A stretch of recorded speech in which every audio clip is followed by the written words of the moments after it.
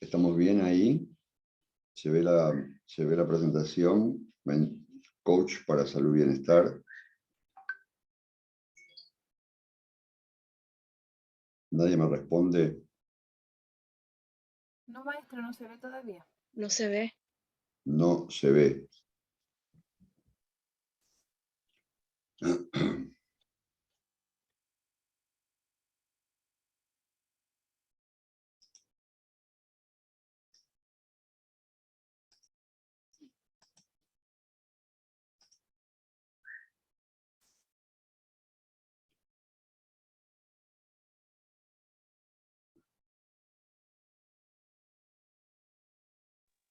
Ahí sí.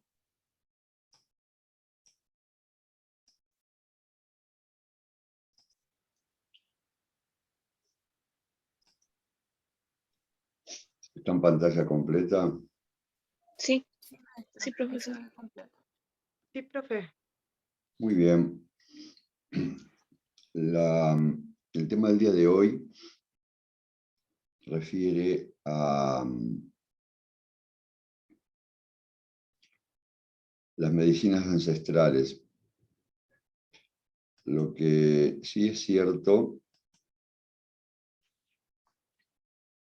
es que nosotros tenemos experiencia de campo en contacto con los colegas de todas las áreas,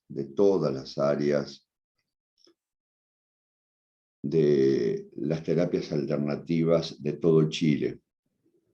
A nivel Tarapacá, los últimos 5 años, 6 años, de manera directa, personal, con varios trabajos estadísticos sobre las terapias, quién las practica, en qué lugares, en fin, y algunos detalles más. Inclusive en cursos más avanzados se les puede pasar esa información, compartir esa información. Y a nivel de todo Chile, de manera en línea, también está la información estadística, pero eso, si me preguntas, en un 90% tiene que ver con la aplicación de las terapias holísticas en centros de salud fiscales, CEFAM, hospitales del MinSal. La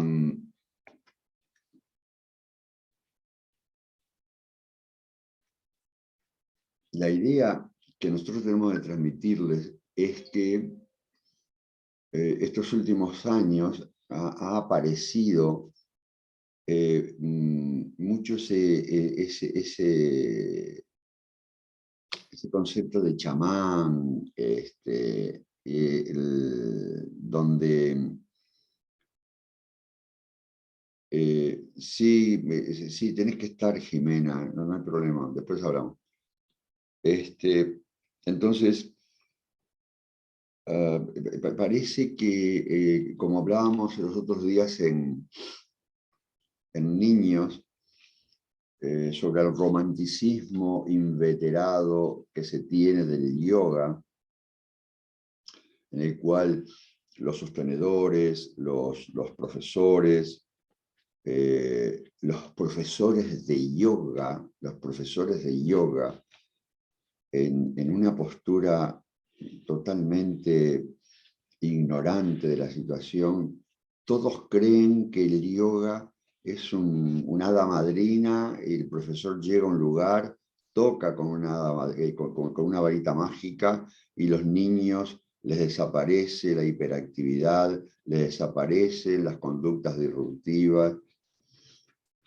Parecería que la palabra chamán, la palabra ayahuasca, el drogarse para tener estados de conciencia alterados con hierbas ancestrales, parecería que es algo maravilloso, que hay que hacerlo, que hace bien, que te va a hacer esto o aquello.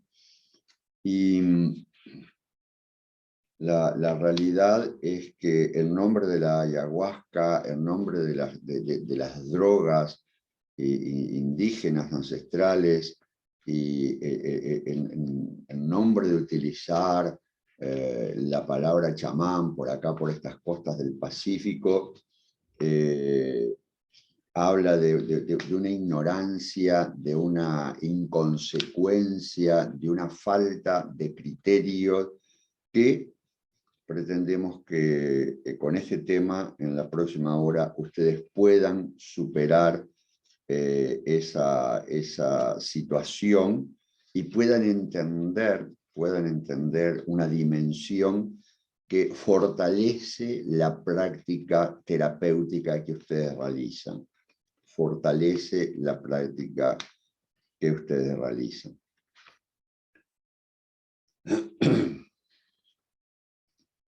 El punto es que entender la posición profesional del terapeuta holístico contemporáneo es un proceso que diversas fuentes culturales respaldan. En este capítulo vamos a dar una reseña de los que más interesan y las fuentes de conocimiento que en muchos casos aún les sobreviven.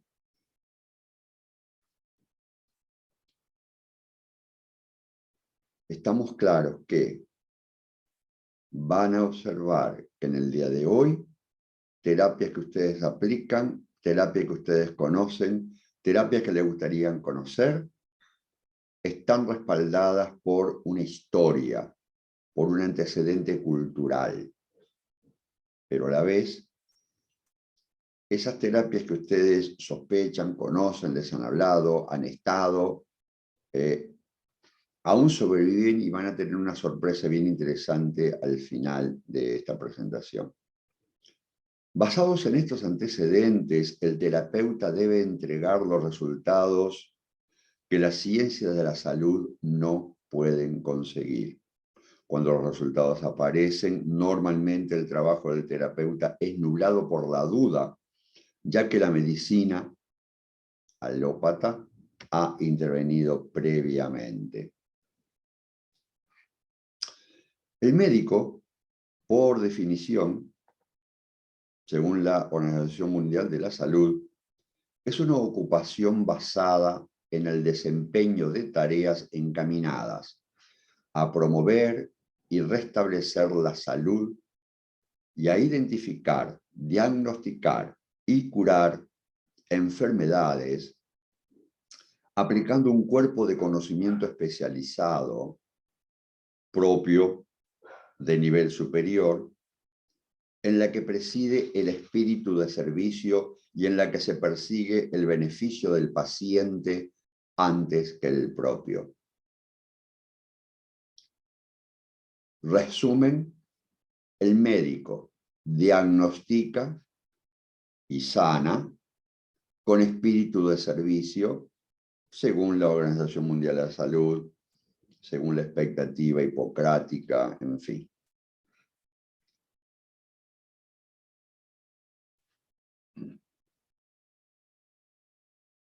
¿Qué hacen los sanadores holísticos? Presten bien atención, en adelante los sanadores y los terapeutas holísticos, en adelante los terapeutas. Pues desempeñan tareas encaminadas a promover y restablecer la salud y a identificar, diagnosticar y curar enfermedades, aplicando un cuerpo de conocimiento especializado propio, en algunos casos de nivel superior, y en la que esa actividad lo que preside es el espíritu de servicio y se persigue el beneficio del paciente antes que el propio. Resumen, los sanadores y terapeutas diagnosticamos y sanamos con espíritu de servicio. Es obvio que con la cantidad de conocimiento que uno maneja, tiene muchos comentarios para hacer y cada vez que uno pone una diapositiva y cada vez que entregamos un concepto, habría muchas cosas para decir, pero bueno, esperemos que ustedes acumulen preguntas para realizar al final de esta presentación o eventualmente pueden estar considerados estas puntas, estas extras de los conceptos en temas más adelante de este posgrado. Entonces, aquí emerge la presencia del sanador y el terapeuta. El terapeuta es más respetado, más respetable en su concepto, porque normalmente y particularmente en los últimos 8, 15 años, hay terapeutas que tienen títulos. Hacen cursos de Feng Shui, aparecieron los cursos de florales de Bajas en unos años también, hay distintas florales, en fin, aparecen los cursos de masoterapia, aparecen los cursos, creo que ya dije, de Reiki, de acupuntura, en fin, y van siendo certificados y se les nombra con el título de terapeuta de tal cosa o terapeuta holístico o bueno, lo que corresponda a la escuela de estudio. Pero lo que sin lugar a dudas siguen habiendo y seguirán habiendo son sanadores. Y estos sanadores son idénticos a los terapeutas. Los terapeutas funcionan igual a los sanadores. Los terapeutas holísticos son sanadores, en tanto y cuanto no son médicos. Las terapias no son la medicina de los cuerpos universitarios o terciarios, por ahora. Lo que sí sucede es que esta formación académica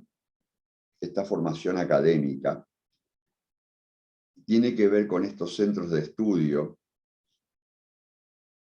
que en estas latitudes no están reconocidos a nivel oficial y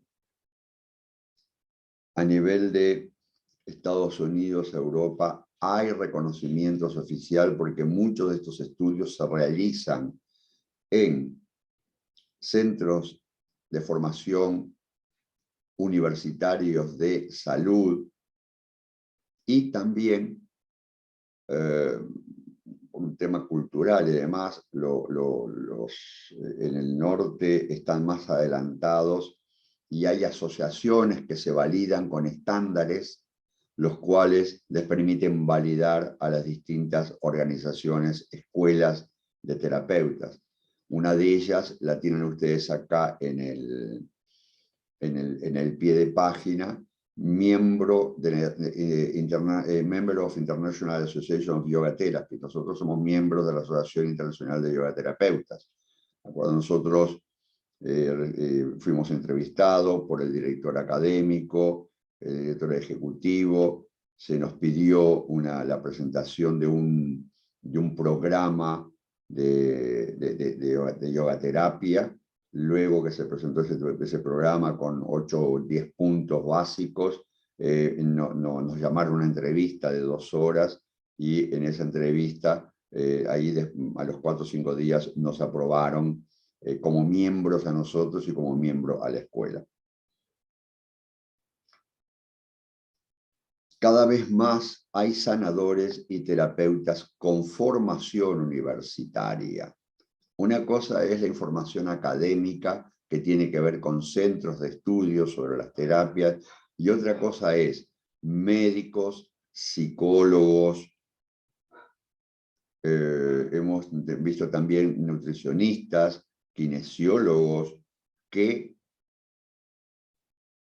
encontrando ciertas limitaciones o un espacio más amplio en los campos terapéuticos, se vuelcan al estudio académico de determinadas técnicas. Entonces, hoy hay sanadores y terapeutas con formación universitaria. Recuerden que los sanadores no tienen formación académica. Recuerden que los terapeutas tienen formación académica. Y acá estamos hablando de una persona que es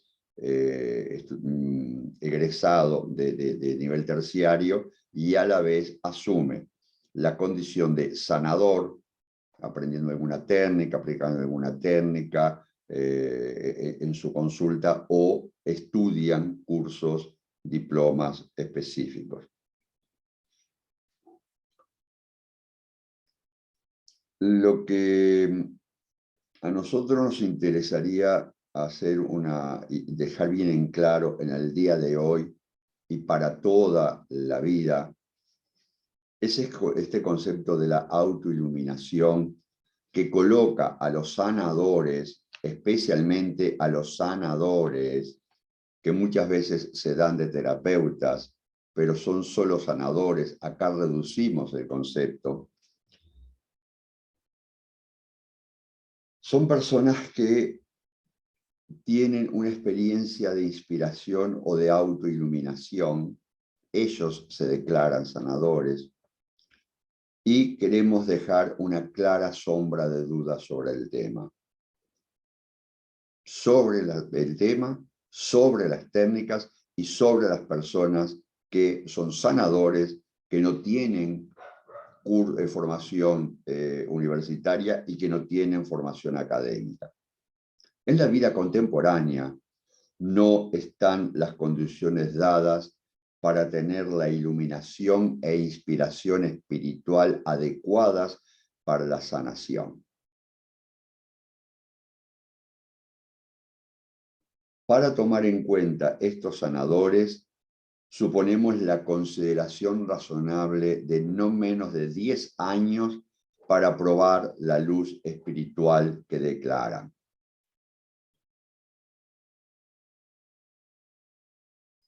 El punto es que el conocimiento espiritual y holístico empírico, que más abajo a continuación vamos a definir, debe ajustarse a los tiempos.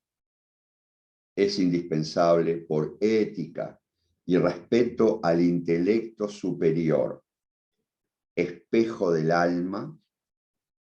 La técnica espiritual en uso se asocie a estudios científicos serios. En la sociedad del conocimiento, la sociedad de Internet, para la escuela yoga de todo Vajista Vedanta, este concepto es excluyente. Repito, es excluyente. No se puede ser terapeuta si no se tienen estudios científicos serios. Si no nos apegamos a la investigación y al estudio de manera permanente. Ustedes tienen la ventaja de tenernos a nosotros. Seguramente a partir de estos esfuerzos vamos a estar regularmente todos los años haciendo actualizaciones. Probablemente esas actualizaciones podrán ser digitales, podrán ser en línea, podrán ser presenciales, pero vamos a hacer actualizaciones. El otro punto, porque acá aparentemente cuando tú lees el texto estamos hablando del intelecto superior en tanto y cuanto espejo del alma.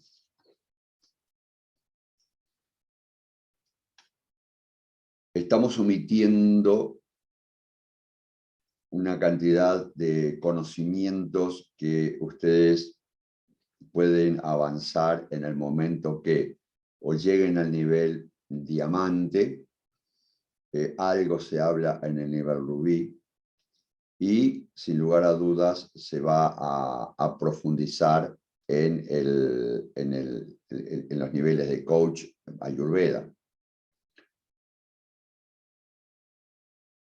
Entonces, esto de la autoiluminación no existe.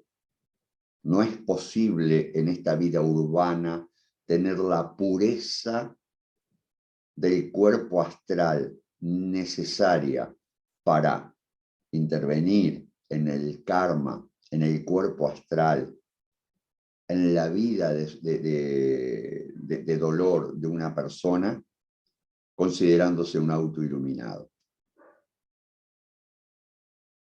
Y luego, también consideramos que hay una gran falta de conocimientos espirituales que nosotros estamos intentando salvar esos espacios donde los terapeutas, donde las distintas técnicas desconocen elementos que son básicos por los cuales nosotros exigimos ser por lo menos profesor 200 horas, conociendo de energía, conociendo algo por lo menos de cuerpo astral, conociendo algo de karma, algo de chakras, que obviamente en niveles de 2, 3, de rubí y de diamante se dominan. Pero ustedes en el nivel esmeralda, eso lo estudian desde la primera clase. Los sanadores y terapeutas que hoy conocemos tienen posibilidades académicas con estudios institucionalizados en centros de estudios de todos los niveles, desde los colleges médicos de Norteamérica y Europa a las universidades de Ayurveda y de medicina china. Se agrega un basamento sólido al conocimiento y al trabajo del terapeuta. Esto repercute en pacientes mejor atendidos, con menores efectos secundarios, consecuencia de los procesos terapéuticos. Recuerden, si tienen preguntas, las hacemos al final. ¿Quiénes sanaban en la antigüedad? Los sanadores, los médicos antiguos, tienen variados nombres según la cultura, de ahí el término de chamán. Sacerdote es el vocablo más conocido. El sacerdote tiene el conocimiento oculto, antes que nada y que todo debía conocer el porvenir, adivinar. En civilizaciones avanzadas, conocer el movimiento de las estrellas. En todas las civilizaciones, conocer las hierbas más apropiadas para cada síndrome de salud. Los sacerdotes entonces eran adivinos, astrónomos, herboristas. Recuerden que estamos en una puesta en escena, no estamos estudiando la antropología, no estamos estudiando historia, estamos tratando, como dijimos en el primer párrafo, respaldar una experiencia de campo que ustedes hoy tienen o pueden llegar a tener como terapeutas holísticos, como especialistas en yoga y ayurveda, lo cual ustedes dicen, pero ser herborista, sí, el ser herborista se perdía en las noches de los tiempos.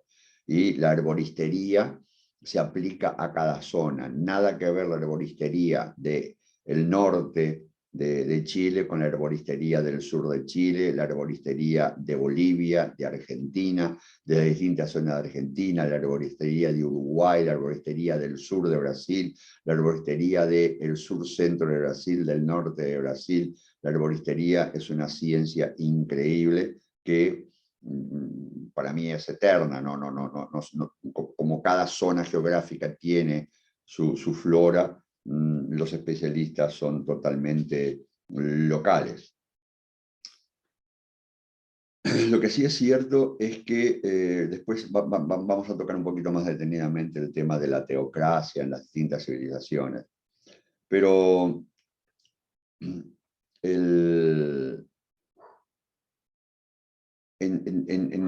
vamos a tomar como ejemplo los mexicas, entre los que podría encontrarse el médico chamán, que se le llama Tizitl, que era más versado en procedimientos médicos. Luego te encontrabas con el Teomiquetzán, que era un experto sobre todo en heridas y traumatismos, productos de las guerras, los combates. Estamos hablando de los aztecas, los mayas. O la Tlamalquitzil, que era la comadrona encargada del seguimiento de los embarazos. Entonces, Lo que le queremos dejar en claro es que dependiendo del volumen de las naciones, de las tribus, dependiendo del grado de urbanización, había una serie de clasificaciones de los sacerdotes. Sin lugar a dudas, los adivinos, en el caso de la Grecia antigua, ocupaban un especial lugar. Hoy día, aún hoy día, los brahmanas especialistas en Jyotish, los sacerdotes hindúes de casta brahmánica, tienen que ser brahmanes y tienen que estudiar en escuelas, y no hay un paso que dé el hindú creyente, el hindú de fe, el hindú serio, el hindú devoto, si no consulta a su brahmana. Para comprar, vender un auto, para comprar, vender una casa, para firmar un documento de un arriendo, para hacer un viaje, para tener un hijo, para tener familia, para casarse, con quién dejar de casarse, cambio de trabajo, absolutamente todo. El especialista en Jyotish, en el Ayurveda, en el hinduismo, es un sacerdote brahman. No puede ser otra cosa.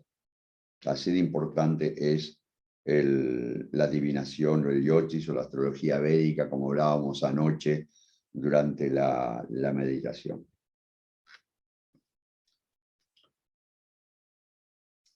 En las sociedades nómadas y sedentarias neolíticas, había un personaje que tenía la función del líder espiritual, es decir, curaba a los heridos de la casa, apoyado por la influencia divina, y ayudaba a la comunidad a manipular el ánima de la casa. Estos sanadores suelen ocupar una posición social privilegiada y en muchos casos se especializan para tratar diferentes enfermedades. En las sociedades, yo dije algo, me parece que me equivoqué. Lo que acabo de definir son las sociedades sedentarias neolíticas.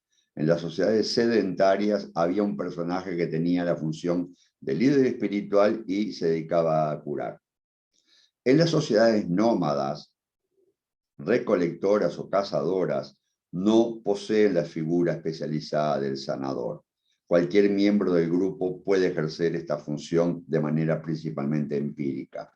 Un ejemplo de sociedad nómada, primitiva, ancestral, son la gente de la Siberia, ¿no?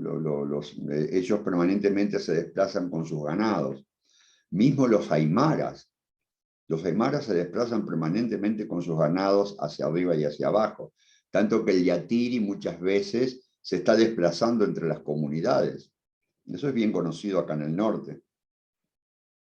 Entonces, las familias están reunidas en núcleos de no tantas personas y hay una persona que es la sanadora.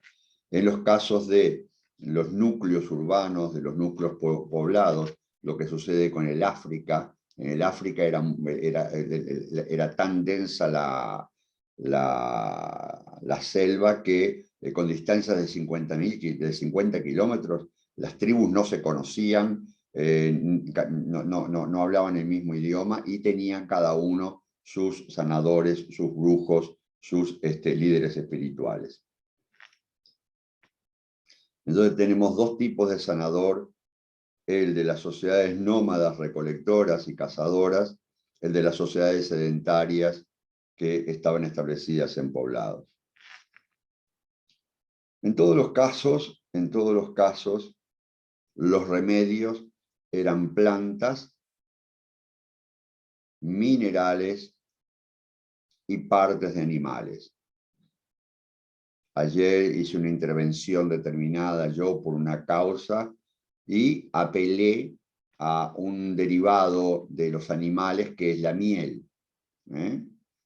No te va a faltar la oportunidad de conocer alguna técnica donde tengas que utilizar la miel. En la Ayurveda se utilizan los aceites. Cada vez más en aromaterapia se utilizan los aceites esenciales. ni que hablar el caso del uso de piedras. ¿Qué son las piedras? Son minerales. ¿No? ¿Qué otra cosa son las plantas, sino, los florales, si no son objetos de la naturaleza que que pasan por el agua? ¿Mm? En fin, los remedios están en la naturaleza, nos vamos a referir a ellos más adelante. Un viaje en los antecedentes profundos va a mostrar que todas las civilizaciones aplicaban plantas, minerales y partes de animales. En la mayoría de las veces, estas sustancias eran aplicadas en contexto de rituales mágicos. Ustedes tienen un módulo que va a explicar los rituales mágicos. ¿Qué son los rituales mágicos? Los rituales mágicos no son otra cosa que tu consulta. Y te vamos a enseñar cómo preparar la consulta para poder sanar a un consultante, a una paciente que te envían. Tú vas a tener que realizar una puesta en escena, la cual va a ayudar a la sanación de la persona, y lo que vas a tener es un ritual de cierta magia. Ahora esto se estudia con la psicología, entonces la otra vuelta voy a un médico y me dice, no, lo que pasa es que a usted la presión le está subiendo por el síndrome de la bata blanca. Y yo quedé mirando qué es lo que me quería decir. No, lo que pasa es que cuando uno está con el médico y se está haciendo exámenes de tensión arterial, se dice que la tensión arterial es más alta porque la persona se asusta, se pone ansiosa con la bata blanca del médico. Acá es normal cuando tú vas al consultante, ves al médico de bata blanca, te recibe la secretaria y demás, y supone eso psicológicamente no menos del 30 y 40% de la sanación del paciente. Entonces, lo que estamos refiriendo es que los rituales mágicos se utilizaban, y no es otra magia que la que nosotros les vamos a enseñar a ustedes. La puesta en escena, los implementos. En investigaciones paleontológicas sobre los egipcios, se han encontrado trepanaciones e intervenciones quirúrgicas. Es innecesario referir a las técnicas de momificación con los conocimientos de anatomía y química que exigen, es otro tema. Y lo que sí es cierto que ambos, en el caso de los indios y los chinos, utilizaban en sus técnicas terapéuticas los 5 elementos de la naturaleza: el éter, el aire, el fuego, el agua, la tierra. Y ya eso les ha dado a los hindúes, a los chinos, a la ayurveda, a la medicina china, un campo metafísico de enorme desarrollo, necesario justamente para aplicar las técnicas.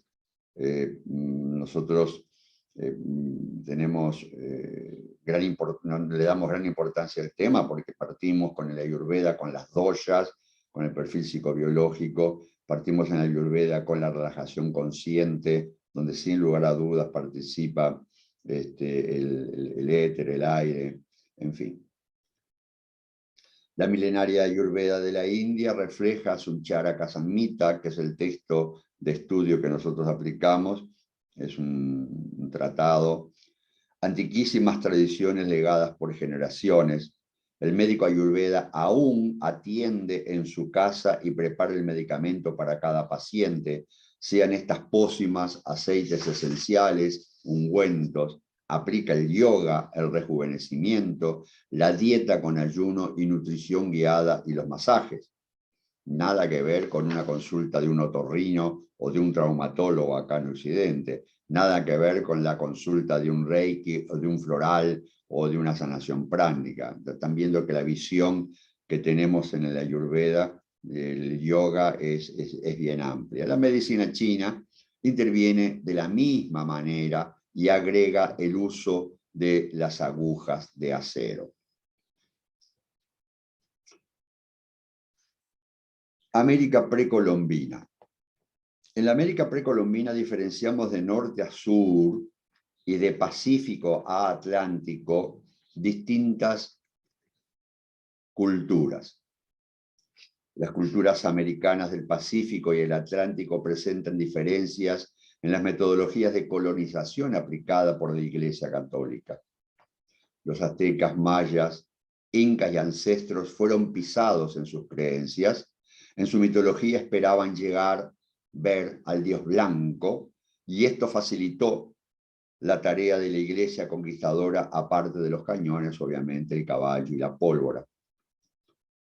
Así es que Centroamérica sobresale con los aztecas primeros y los mayas después, más decenas de naciones ancestrales que están a lo largo de todo Centroamérica.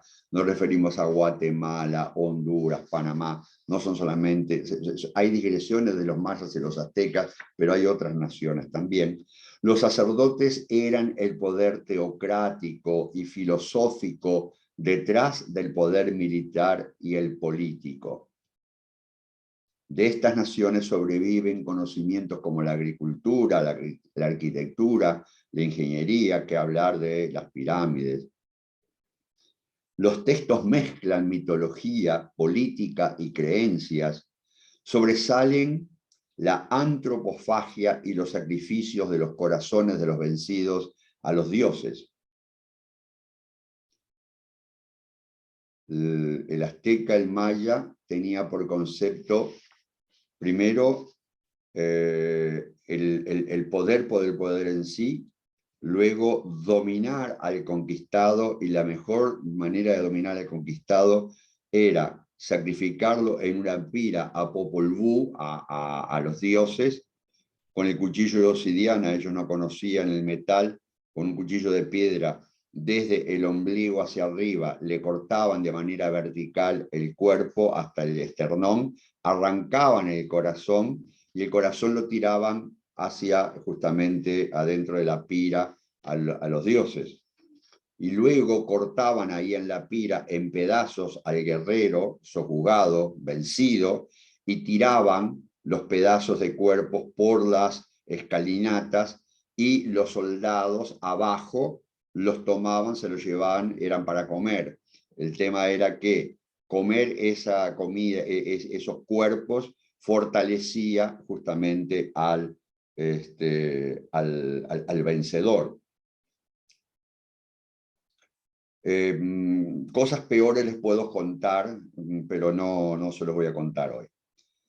Obviamente, una de las cosas que más sobrevivió, volviendo al campo de la adivinación, fue el calendario maya, que lo tenían programado hasta el 28 de diciembre del 2012. Preguntaban anoche en la clase de meditación: profe, ¿qué valor tiene el 11-11? Y nosotros fuimos claros,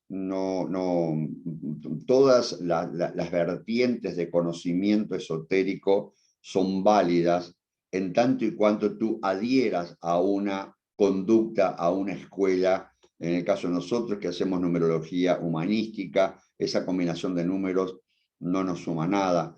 En el caso de nosotros, que adherimos a el Yotish con la exactitud que tiene el grado, minuto, segundo, para todos los aspectos de la vida, dar una clase, hacer un viaje, hacer una prédica espiritual.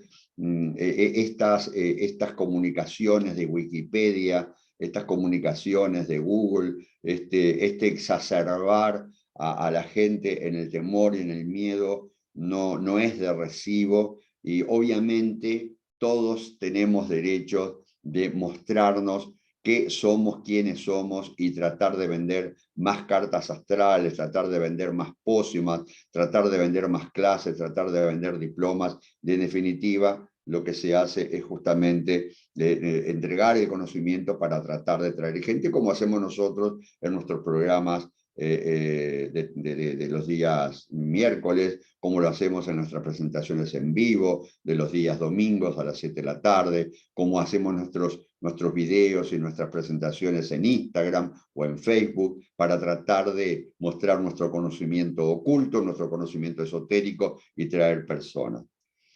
Ahora, si tú adhieres a una numerología determinada, a una escuela de numerología determinada, quizás el 11-11 te pueda estar dando una determinada perspectiva. Si tú adhieres a un campo astrológico determinado, la combinación de determinados eclipses lunares, como sucedieron entre el 25 y el 25 de octubre y el 8 de noviembre, te puede haber dado un cuadro espiritual o cósmico determinado. Hoy, en estas horas, hace ya un mes, 2 meses, y está corriendo diariamente varios astrólogos de todas las latitudes, tanto de Sudamérica como de Europa, Estados Unidos, hablando de la conjunción de Saturno con Urano y el nacimiento de un nuevo mundo.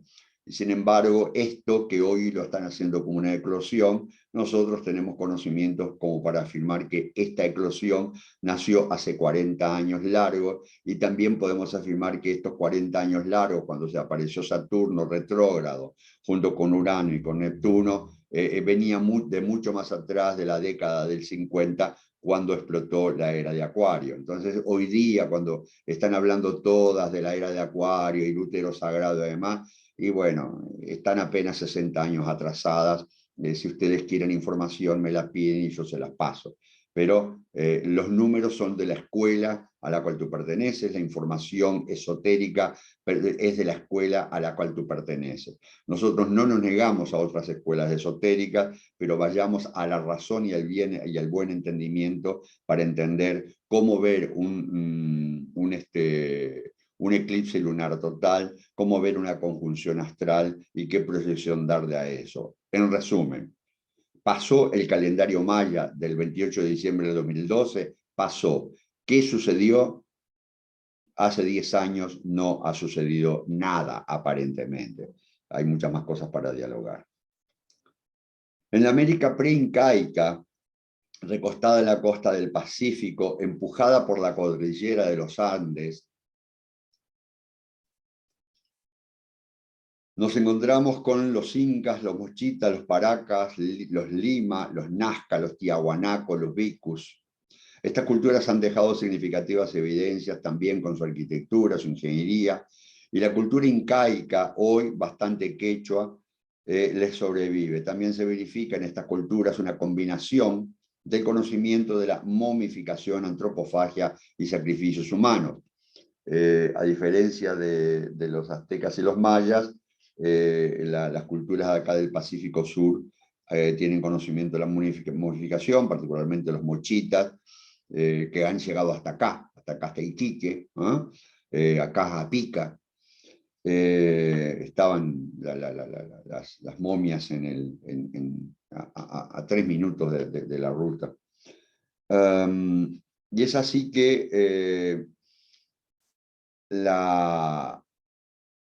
estas culturas han dejado evidencias significativas que evidentemente hoy día lo sobrevive.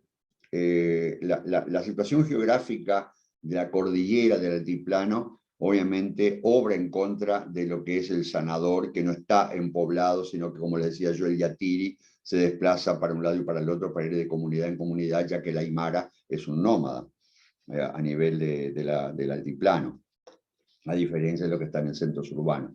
Pero si hoy tú vas al mercado, más o menos encuentras hierbas y demás, pero donde vayas en cualquier ciudad de Bolivia, a la cancha que se llama, que son grandes plazas, grandes agros que ellos tienen, te vas a encontrar con mucha cosa sorprendente que refiere a las técnicas ancestrales de rituales mágicos muy importantes, muy sobresalientes. En la América conquistada, recostada en la costa atlántica, nos vamos del Pacífico Sur, de los Andes, a la costa atlántica, y también llegamos al Mar Caribe, encontramos culturas recolectoras que con mezcla del esclavo africano han transferido la cultura boca a oído. El encuentro del nativo americano con el africano no es un tema menor, vamos a referirnos ahora al final. Y en la costa atlántica el nativo con el negro se unieron para sobrevivir a la esclavitud, un hecho completamente diferente a la cultura del Pacífico y de Centroamérica. Tanto que no hay grandes elementos de ingeniería o de arquitectura que haya dejado el negro, que haya dejado el nativo brasilero, como así sucede acá en la costa del Pacífico y de Centroamérica. En la costa atlántica, el nativo con el negro se unieron para sobrevivir a la esclavitud, la agresión bestial del conquistador. Lo hicieron con éxito indiscutible. La cultura afroamericana hoy tiene presencia de medicina sanadora. Buena parte de esta cultura se preserva a nivel de rituales mágicos y espirituales. Todo ello se basó en la capacidad de adaptación que evidencia el sincretismo religioso africano más desarrollado en el nativo. Para esto podemos dedicar horas y horas y horas, podemos comprar una pizza, podemos tomar un café, un viernes a la tardecita hasta las 3 de la mañana, o un sábado de tardecita hasta el amanecer del domingo, conversando sobre estas cosas, con toda la experiencia que nosotros tenemos. Lo que sí es cierto es que los sistemas de sanación son el empirismo y la magia ritual. En esta resumida presentación, que las primeras civilizaciones y culturas humanas basaron su práctica médica en dos pilares aparentemente opuestos, el empirismo primitivo y la medicina mágico-religiosa. Ambos conocimientos son de carácter pragmático. El empirismo utilizaba fundamentalmente el uso de hierbas o remedios obtenidos de la naturaleza. La medicina mágico-religiosa recurrió a los dioses para entender los problemas de salud del individuo y así responder a lo inexplicable. El enfermo estaba impuro, estaba en desarmonía con la naturaleza, especialmente ante procesos patológicos incomprensibles, acudiendo a la explicación divina como causa de los mismos. Y en esto entonces vamos a presentar una tercera posición que es hoy presente, que está hoy presente. Los otros días inclusive me lo preguntaron en una clase, no me acuerdo, hace menos de una semana. El kardecismo, la tercera posición, el espiritismo y la vida más allá de la vida.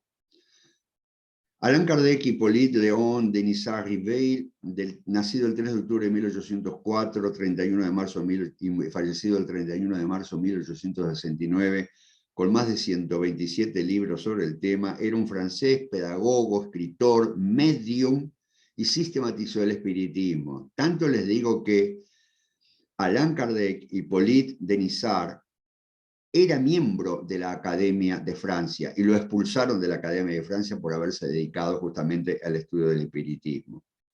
Psiquiatras hoy día, volando en el tiempo, desde el siglo XIX, principio del siglo XIX a el presente, psiquiatras como Moody, Brian Weiss, reconocidos bestsellers, aceptan la vida más allá de la vida.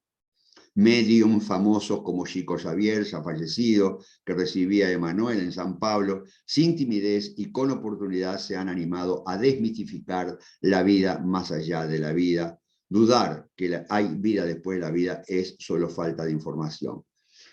Me refiero a que acá en Chile se hace mención a los sanadores, a los médicos sanadores que visitan particularmente los casos de cáncer, y viajan en el espacio y atienden a las personas. Sí, eso existe, y tú puedes ir también a hacerte las mismas técnicas a Brasil. Es largo el tema, vamos ahora igual a hablar de alguna cosita. En ambos casos de la vida más allá de la vida, del espiritismo, son técnicas que se aplican y son parte de la competencia que ustedes tienen en la sanación. Entonces entramos finalmente al cierre con lo que es una realidad que para Chile es totalmente desconocida. sí está presente en Argentina, particularmente en la costa del Río de la Plata, y obviamente en Uruguay, y obviamente anexo Brasil, los cultos afro-brasileros. Los cultos afroamerindios son la presencia de la naturaleza en dos culturas unidas por un océano, me refiero al océano Atlántico, que les unió con la ambición del europeo y el dolor de su condición esclava. El negro africano y el amerindio amaban la naturaleza, el océano Atlántico unía África y Sudamérica, y los conquistadores holandeses, ingleses, portugueses, españoles, no tuvieron mejor idea que conquistar la Sudamérica para llevar la papa, el algodón, la riqueza a Europa, financiar sus guerras, financiar sus monarquías, y para eso utilizaban mano de obra barata, sacando los esclavos del África.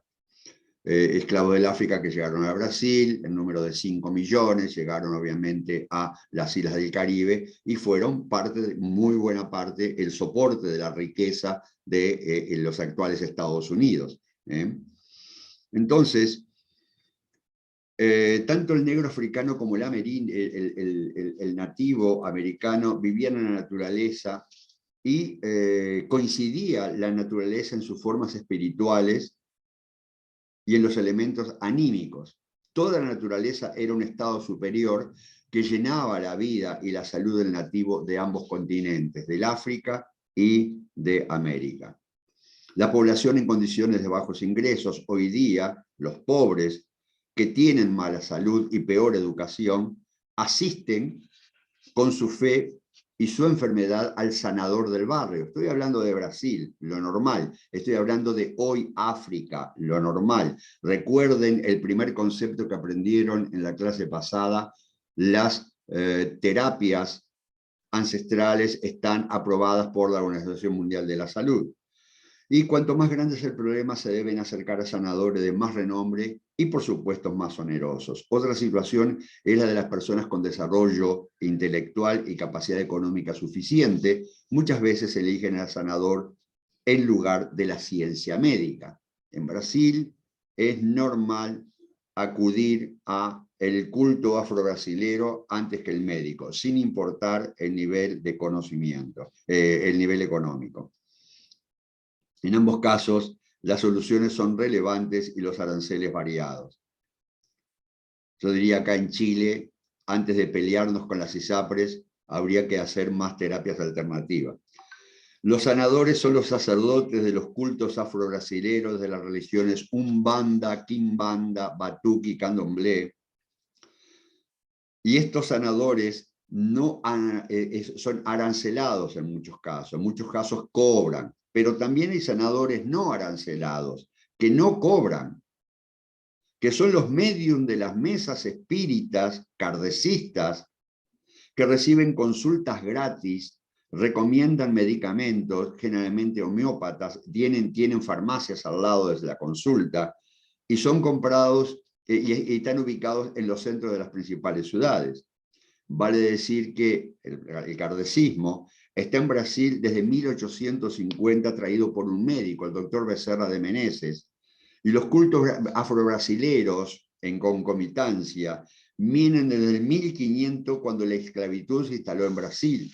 Hay que entender que el nativo brasileño ya hacía sus rituales. Lo que hizo es encontrarse con el negro, y el negro encontrar que había hierbas que coincidían con las del África, y el negro encontrarse siendo esclavo con el indio adentro de la misma senzala de la bodega donde dormían, y darse cuenta que eran todos objetos del mismo castigo, de la misma esclavitud.